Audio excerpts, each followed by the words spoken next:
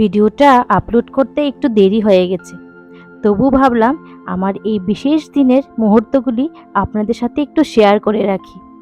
আর দিন চলে যায় কিন্তু স্মৃতিগুলি ঠিক রয়ে যায়। সেই ভেবে আজকে ভাবলাম আমার শিব চতুর্দশীর দিনটা কিভাবে কাটলো সেটা নিয়ে আজকে ছোট্ট একটা ব্লগ বানাই।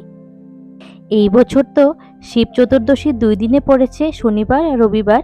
আমি রবিবারে উপোস রেখেছিলাম। আর আগের দিন শনিবারে যখন চতুর্দশী লেগে গিয়েছিল তখন আমার ঘরে নিয়ে এসেছিলাম বেশ কিছুদিন আগে শিব ঠাকুরের একটা বিগ্রহ, শিবলিঙ্গ। শিবলিঙ্গকে আমি আর শোধন করানো হয়নি, প্রাণ প্রতিষ্ঠাও করা হয়নি। তো এবার ভাবলাম শিবলিঙ্গকে প্রাণ প্রতিষ্ঠা করিয়ে নিয়ে আসি। তো চতুর্দশী লেগে যাওয়ার পর আমি আর আমার বর দুজন মিলে শিব মন্দিরে গিয়েছিলাম। শিব মন্দির থেকে শিব ঠাকুরের প্রাণ প্রতিষ্ঠা করিয়ে এসেছি। আর পরের দিন রবিবারে আমি আমার ঘরে শিব ঠাকুরকে বসিয়েছি আমার আসনে। তো যথারীতি স্নানাদি সেরে পুজোর ঘরে এসে গিয়েছিলাম। আর শিব পূজার জন্য যা যা প্রয়োজন, যেমন বেলপাতা, নীলকণ্ঠ ফুল, ধুতরা ফুল, দুধ, ঘি, মধু ইত্যাদি, যা ভগবান আমাকে দ্বারা যা আমি পেরেছি জোগাড় করতে, তা আমি সকালবেলা ঘুম থেকে উঠে জোগাড় করে নিয়ে এসেছিলাম। তারপর বসে গেছি পুজো দিতে। আর সত্যি একটা ডিভাইন টাচ পুজো দিতে এসে। তো জানি না কতটা পুজো ঠিক হয়েছে আমার, কতটা ভুল। আমি যা পেরেছি, যেমন পেরেছি তেমনই পুজো করেছি। তো প্রথমে ঠাকুরকে জল দিয়ে স্নান করিয়ে দিলাম, তারপর দিয়ে দিয়েছি দুধ, দই, ঘি, মধু, তারপর দিয়ে দিয়েছি তিল, হরতুকি ইত্যাদি, বেলপাতা দিয়ে স্নান করিয়েছি। তারপর ভগবানকে আবার একটু ভালো করে গঙ্গা জল দিয়ে স্নান করিয়ে তারপর আসনে বসিয়েছি। কতটা ঠিক হলো, ঠাকুর সব বুঝে নেবে, ভোলেনাথ সব বুঝে নেবে। মনের ভক্তিটাই আমার সবচেয়ে প্রথম ছিল। অনেক দিনের ইচ্ছে ছিল শিব ঠাকুরকে বাড়িতে বসাবো, শিবলিঙ্গকে বসাবো। যে ফাইনালি আজকের দিনে আমি আমার বাড়িতে শিবলিঙ্গ বসিয়েছি। তো ঠাকুরকে স্নান করিয়ে এবার সুন্দর করে সাজিয়ে দিয়েছি।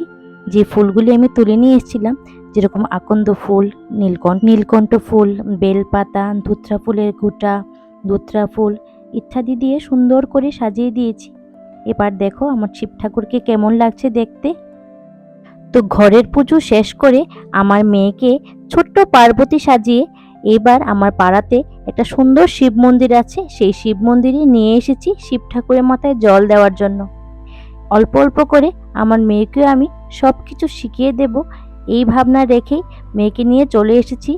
ঘরেও ও পুজো দিয়েছিল, ঘরে যে পুজো দিয়েছিল সেই ক্লিপটা নেওয়া হয়নি। তারপর ওকে সুন্দর করে সাজিয়ে গুছিয়ে আমার সাথেও নিয়ে এসেছি মন্দিরে।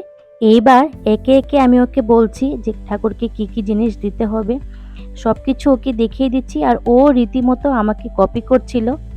এইভাবে আমিও ছোটবেলায় আমার মার সাথে মন্দিরে যেতাম, আর মা যেরকমটা করতো ঠিক তেমনই আমি করার চেষ্টা করতাম।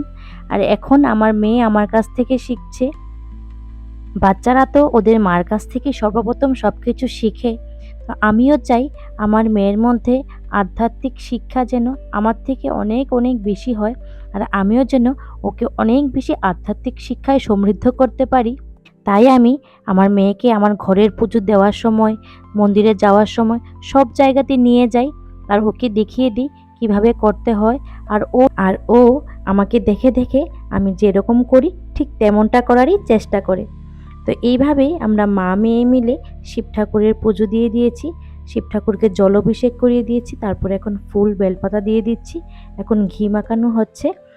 তারপর আমরা দুইজন মিলেই ওম নমঃ শিবায় মন্ত্র জাপ করতে করতে শিব ঠাকুরকে জলাভিষেক করিয়ে দিয়েছি। এইবার আমার মেয়েও দেখো কি সুন্দর করে টুকটুক করে ফুল দিয়ে দিচ্ছে ঠাকুরকে। আমার মেয়েও আমার সাথে পুজো দিতে খুবই আগ্রহী, তাই আমারও ভালো লাগে ওকে সঙ্গে নিয়ে পুজো দিতে, যে কোনো কাজ করতে। তো এবার শিব ঠাকুরকে আমরা ফুলের মালা পরিয়ে দিচ্ছি, আকন্দ ফুলের মালা। তো আমরা দুজন মা মেয়ে মিলে সুন্দর করে ঠাকুরকে পুজো দিয়ে দিয়েছিলাম। আর ভগবানের কাছে এই প্রার্থনা করছিলাম যেন আমার মেয়ে, আমার পরিবার সবাই যেন ভালো থাকে, সুস্থ থাকে। তো শিব চতুর্দশীর দিনটা আমাদের খুবই ভালো কাটলো। আমরা মা মেয়ে মিলে শিব ঠাকুরকে পুজো দিয়েছি, আমাদের ঘরে নতুন শিবলিঙ্গ বসিয়েছি। তো সব মিলিয়ে আমার শিব চতুর্দশীর দিনটা খুবই ভালো কাটলো। এইবার শিব ঠাকুরকে আরতি করে নিয়েছিলাম। তারপর আমরা দুইজন মা মেয়ে বাড়ি চলে আসি। তারপর বাড়িতে এসে চরণামৃত নিয়ে আমি আমার উপোসটাকে ভঙ্গ করেছিলাম। আর দেখুন আমার মেয়ে আমার সাথে কি সুন্দর করে ঠাকুরের পুজো দিচ্ছে। ভিডিওটা যখন এডিট করছিলাম দেখে আমি সত্যিই খুব খুশি হচ্ছিলাম যে খুবই ভালো দিন কাটলো আমার। তারই সাথে আজকের ভিডিওটা এখানেই রাখছি। সবাই ভালো থাকবেন, সুস্থ থাকবেন। আমার এই ভিডিওটা আপনাদের কাছে কেমন লাগলো আপনারা অবশ্যই কমেন্ট করবেন। দেখা হচ্ছে পরবর্তী আরেকটা ভিডিওতে।